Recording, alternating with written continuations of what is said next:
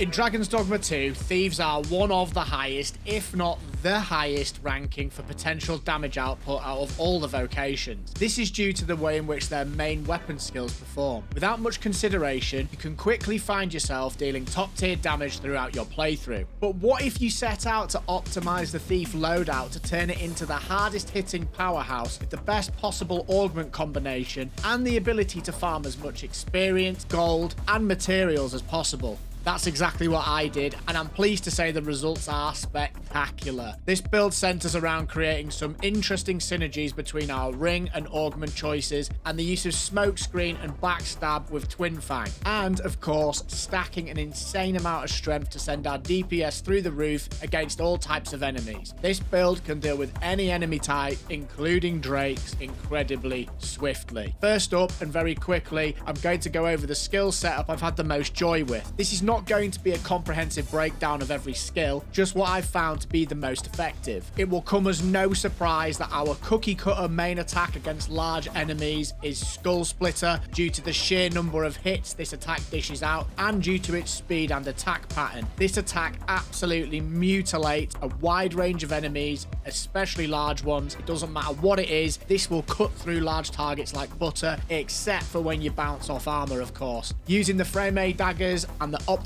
ring and augment choices, you will be hard pressed to find anything that rivals the damage Skull Splitter can do at such regular frequency. One of the beautiful things about Skull Splitter is when you're attacking a large enemy, you can often end up mounting the creature, which puts you in a perfect position to use our next skill choice, Draw and Quarter. Again, this will be no surprise. This does insane damage, particularly against enemy weak spots, so it makes perfect sense to add it into our rotation if we're trying to optimize our damage output. Backing all of this up is Implicate. This is absolutely S tier when dealing with large creatures. Be knocked off balance. As soon as you see an opening, grapple the monster's leg and it will send them toppling, opening a large damage window that you can use and usually end the fight in. However, with that out of the way, you may have seen Twin Fang is absolutely monstrous in terms of dealing damage. Whether it's on trash mobs or large enemies, this thing slaps at best of times. So let's take this up a notch and look at our ring and augment choices to send this build to truly godlike status. There is a ring called the Ring of Skullduggery that increases damage dealt to foes when attacking from behind, and there is an augment in the archer tree called Ambuscade which increases the damage dealt when targets are not in battle stance.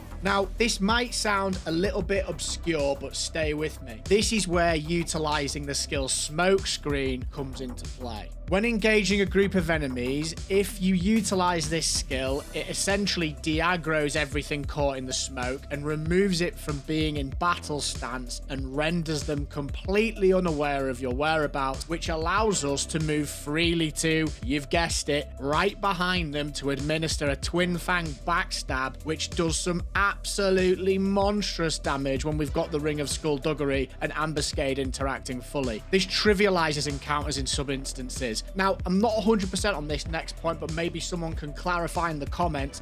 I think if you flinch an enemy with Implicate by pulling them towards you and catching them in that semi-stunned state, this also counts as not being in battle stance. So that means that we're also doing that damage interaction when we attack an enemy that's in that state. This technique is incredibly effective against the later form of Saurians to get them to show their soft underbelly. This tactic is incredibly strong and essentially prevents you from taking damage and gives you a free reign of the battlefield. When you have casters in your party, this also gives them the opportunity to get their first casts off, so you're often finding that enemies don't even really have a chance to retaliate. This makes the build exceptionally fast and excellent for farming any aspect of the game you're interested in. The Ring of Skullduggery, if you're interested, can be acquired from completing the Hunt for Jadeite Orb questline. Backing up this lethal concoction is a combination of augments from the Thief, Archer, and Mystic Spearhand that focus on increasing our strength and stamina as much as possible. From the Thief, we're using Vigor, which reduces the stamina consumed when clinging to or pinning down foes. This complements the mounting of large monsters and backstabbing mechanic I just outlined. You can often find enemies end up pinned to the floor, or sometimes you may just even overpower them with a full frontal assault. Verve is the second Thief augment choice, and this simply augments strength. I believe it's rank 8 or rank 9 that this unlocks for the thief. From the Mystic Spear Hand, the rank 6 augment, Polarity, augments our strength during the day and our magic at night. As we do most of our farming during the day, I opt to take this one, but I do sometimes swap out with some honorable mentions that I'll go over in a moment. Perhaps the specific enemies that are only around at night, then you might swap that one out, folks. Onto the Archer. This has some excellent choices for the thief, and for that reason I quickly push mine to rank 8. Endurance increases our maximum stamina. We'll be needing this, folks. Ambuscade, as you know, increases damage done to enemies not in battle stance, and an incredibly strong choice here to finish our damage dealing prowess is the rather aptly named Lethality. This unlocks at rank 8 and increases the damage dealt when striking targets' vitals. As we spend a lot of our time doing this, it makes perfect sense to deploy this augment. Think when you're mounting enemies and going for the weak spots. Think when you're slashing a golem and it's got all its weak spots on show. This is a really effective choice, folks.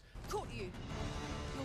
Some other choices you could slot in are Subtlety from the Thief ranks to further decrease foes' awareness of you, and Exaltation from the Mage augments our stamina recovery speed. I haven't actually tested if it's more optimal to get stamina recovery from the ring slot or from this augment, so at the moment I'm stacking strength increases where I can in my augments and using rings for utility. This is up for experimentation. You might have a different slant on this. Sound off in the comments below, folks. Speaking of rings, I'm using the Ring of Skullduggery for backstabbing mechanics mentioned before, and the Ring of Quickening, which boosts stamina recovery. This just really helps when we're in those longer boss fights. However, you can also use Rings of Aggression to stack even more strength if you'd rather go with more brute force approaches. It's actually a good idea to switch in one or two of these when fighting larger enemies, as most of our damage is primarily coming from Skull Splitter and the enemy is already aware of us most of the time.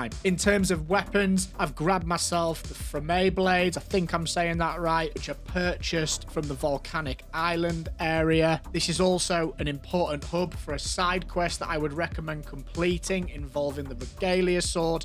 Don't want to go into too much detail here, folks. Don't want to spoiler people at this point of game's release cycle, but you can get some very useful rings for this build there as well. In terms of the Frame Blades, mine aren't even maxed out yet, and they are doing some absolutely ridiculous damage, so get these as quickly as possible if you're interested in this playstyle. If you're earlier in the game and you're looking for some weapons to use as your level, I used the Snapdragon daggers from the vendor in Vermont for most of the early game. I then went and completed the Nameless Village quest line, and there's some things in there that all thieves should be interested in checking out. Again, don't want to spoiler you too much, but this will unlock some things that you are absolutely going to be interested in. There are a couple of daggers there that you can use. There's also the Bardish daggers, probably said that wrong, and these all saw me all the way to late game where I purchased the Frame Blades. If you really want to up the ante, let's look at our party composition. Make your main pawn a sorcerer, unlock all the augments for mage, all the augments for sorcerer. Ensure you are using your damage increasing augments such as Sagacity and Catalysis. Be sure to buy them the Bane Arc Staff, and then go ahead with something like High Frigga and Levin. You'll be absolutely melting everything in no time. I then hire a mage and a fighter from other people. Shout out to Janet, who is feeding me 10k gold for slaying drakes. I'm attentive and loyal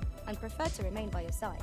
It's a beautiful relationship, folks. The mage has high Halidom to keep me debuff free, and occasionally I also opt for celerity for that increased attack speed. I also always choose fire affinity, as I feel like a lot of enemies are weak to this, and this increases how quickly we are clearing through mobs. The fighter is the tank, so make sure they have shield drum. Check out their weapons. You can usually get a feel for how good they are by the way they look. As long as they're drawing aggro though, everything is golden. I've put my pawn code in the description if you'd like to use them. They hit very, very hard and are an excellent sorcerer to support your party. Keep your eyes peeled for more Dragons Dogma 2 content. Take care of yourselves, keep having fun, and I'll see you in the next one.